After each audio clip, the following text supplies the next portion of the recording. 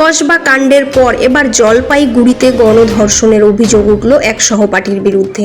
সম্প্রতি কসবা কলেজ কাণ্ডে ছাত্রীর গণধর্ষণের অভিযোগে উত্তাল হয়েছিল রাজ্য।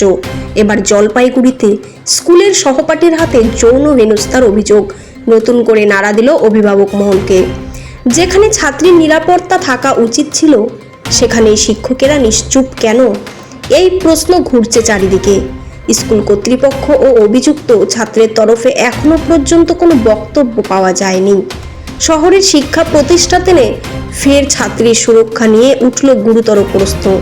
জলপাইগুড়ির এক নামী বেসরকারি ইংরেজি মাধ্যম স্কুলে অষ্টম শ্রেণীর এক ছাত্রীর যৌন হেনস্থা শিকার হয়েছেন বলে অভিযোগ উঠেছে তারই এক সহপাঠীর বিরুদ্ধে। ঘটনার লিখিত অভিযোগ করেছেন ছাত্রীর মা। পাশাপাশি বিষয়টি জানানো হয়েছে জেলা শিশু সুরক্ষা কমিশনকেও। পরিবারের অভিযোগ, 23শে জুন ক্লাস চলাকালীন এক সহপাঠী তার ছাত্র আপত্তিকর আচরণ করে। এরপর ছাত্রীটির শরীরের স্পর্শকাতর জায়গায় বারবার হাত দেয় বলে অভিযোগ।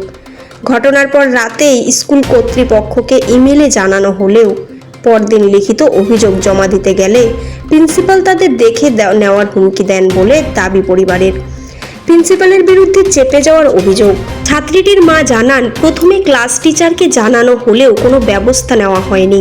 পরবর্তীতে প্রিন্সিপালের কাছে গেলেও চুপ করিয়ে দেওয়ার চেষ্টা হয়।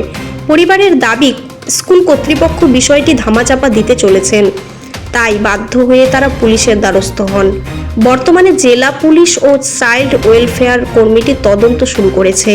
জলপাইগুড়ি চাইল্ড ওয়েলফেয়ারের কমিটির চেয়ারম্যান ডক্টর মান্না মুখোপাধ্যায় বলেন, লিখিত অভিযোগ পাওয়ার পরেই আমরা তদন্তের নির্দেশ দিয়েছি। জেলা পুলিশ সুপার উমেশ খান্ডবাহালে জানান, অভিযোগটি গুরুত্ব দিয়ে দেখা হচ্ছে, তদন্ত চলছে।